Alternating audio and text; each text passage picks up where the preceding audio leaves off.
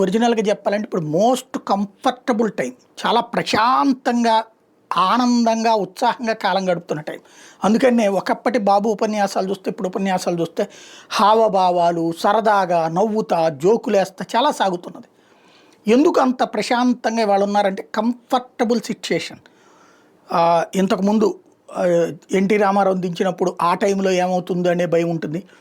ఆ తర్వాత 99 టైంలో ఎన్డీఏలో ఉన్నప్పుడు ఒక్కొక్క పార్టీతో సమస్యల్ని జాగ్రత్తగా చూసుకుంటూ కాంగ్రెస్‌తో ఎట్లాంటి సమస్యలు వస్తాయనే టెన్షన్ అవన్నీ ఉండేది. ఆ తర్వాతన ఓటమి వలన వచ్చిన టెన్షను, మళ్ళీ గెలవడానికి ప్రయత్నించి మళ్ళీ ఫెయిల్ అయినటువంటి సందర్భంలో టెన్షన్, ఈలోపు ప్రత్యేక తెలంగాణ ఉద్యమం ఆ ఇంపాక్ట్‌ని ఎలా తట్టుకోవాలో అర్థం గాక రోజుకొక వ్యూహాలు, ఉపన్యాసాలు ఇవన్నీ గంభీరంగా ఇచ్చుకొచ్చిన నిరంతరం ఒక మానసిక ప్రశాంతత లేని టైం. ఆ తర్వాత 2014లో అధికారంలోకి వచ్చినప్పుడు కంఫర్ట్ కూర్చోవచ్చు. కానీ అప్పుడు వచ్చేటప్పుడు ఈ జగన్ పాదయాత్ర ఆయన్ని ప్రశాంతత లేకుండా చేసింది. ఇప్పుడు ఈ ట్రిప్ వచ్చేటప్పుడు సీఎం అయ్యాక ఏది కలిసి వచ్చే కాలం వస్తే నడిచి వచ్చే కొడుకు పుడతాడని ఓ పక్కన లోకేష్ అందుబాటులోకి వచ్చాడు. పాలనపరమైన ఒత్తిడి అంతా పక్కెళ్ళిపోయింది, ఆయన చూసుకుంటున్నాడు. రెండోది ఇక రాజకీయపరమైనటువంటి నిర్ణయాలు, లాంగ్ స్టాండింగ్, ఇంకొకటి ఎవరినాళ్ళని మోటివేట్ చేసే కార్యక్రమాలు, ఒక రకంగా ట్రైనర్ లాగా బాధ్యతలన్నీ ఆయన తీసుకుంటున్నారు బాబు గారు. ఇప్పుడు ఆయన ఈ టైంలో తీసుకునే నిర్ణయాలు లాంగ్ స్టాండింగ్, ఆయన విజన్కి కానీ లేకపోతే ఆయనకి మంచి పేరు తెచ్చిపెట్టాలి. నవంబర్ 1న ఆంధ్రప్రదేశ్ అవతరణ దినోత్సవం ఇదివరకు జరుపుకునేవాళ్ళు.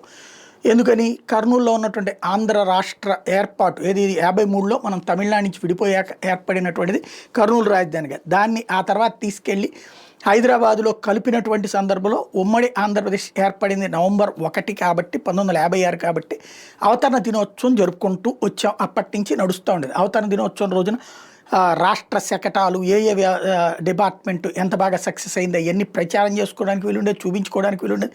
స్కూళ్ళకి సెలవులు ఇవ్వడం ద్వారా అదంతా నడిచేది, ఇదంతా అయింది. ఆ తర్వాత రాష్ట్ర విభజన 2014 జూన్ 2న జరిగింది. ఆ రోజున తెలంగాణ ఆవిర్భావ దినోత్సవం జరుపుకుంటుంది, గోల్కొండ మీద జెండా ఎగరేస్తుంది. మనం మాత్రం ఎగరేయట్లేదు. ఎందుకని బలవంతంగా విడదీశారు. గుడ్. కానీ నవంబర్ 1ని మనం జరుపుకోవడానికి ఏం ప్రాబ్లం? ఎందుకంటే మన దగ్గర కలిసినటువంటి తెలంగాణ మన నుంచి విడిపోయింది. మనంగానే ఉన్నాం కదా. ఎందుకని? వాస్తవంగా ఇదివరకు మనం హైదరాబాద్కి వెళ్ళి మనం వెనక్కి వచ్చాం, అది కాదు. అసలు లెక్క ఏంటి? ఆంధ్రప్రదేశ్గానే ఉంది. ఇప్పుడు కొత్తగా ఏర్పడిన రాష్ట్రం తెలంగాణ, ఆంధ్రగానే ఉంది. తెలంగాణ ఆంధ్రప్రదేశ్ పునర్విభజన చట్టం తప్పించి తెలంగాణ ఏర్పాటు చట్టం కాదు అది. అది ఇక్కడ గుర్తుపెట్టుకోవాల్సినటువంటి. కాబట్టి అవతరణ దినోత్సవం జరుపుకుంటే తప్పే ఉంది? లేదు. ఏదైతే తమిళనాడు నుంచి విడిపోయినటువంటి అక్టోబర్లో జరపండి, ఏది రాష్ట్ర విభజన, రాష్ట్ర ఏర్పాటు, అవతరణ దినోత్సవం అనేది ఉండాలి. పుట్టినరోజు లేనటువంటి పరిస్థితి అప్పట్లో పోని రాజకీయ వ్యూహాల కోసం కాంగ్రెస్ నిరుకుని పెట్టేందుకోసం జరపలేదు. ఇప్పుడు కూడా జరపకపోతే ఎట్లాగా? ఇక అన్ని రాష్ట్రాల ఆవిర్భావ దినోత్సవాలు జరుపుకుంటాయి, మనం ఒక్కడే ఆవిర్భావ దినోత్సవం జరుపుకోకపోతే ఎట్లా? జగన్ టైంలో జరిపారు, కాకపోతే ప్రభుత్వం తరపున కాకుండా, అదే ప్రభుత్వం తరపున రాష్ట్ర వ్యాప్తంగా ఒక పండగలా కాకుండా ఏదో ఆ రోజు నివాళులు అర్పించే కార్యక్రమం వరకు చేశారు. ఆ మాత్రమన్నా చేశారు అని సంతోషపడాల్సి వచ్చింది, అంతకుముందు చెయ్యండి. ఇప్పుడు బాబు గారు కనుక దాన్ని పండగలాగా జరిపితే కనుక బాగుంటుంది. ఒకసారి సీరియస్గా ఆలోచించాల్సిన అవసరం ఉంది.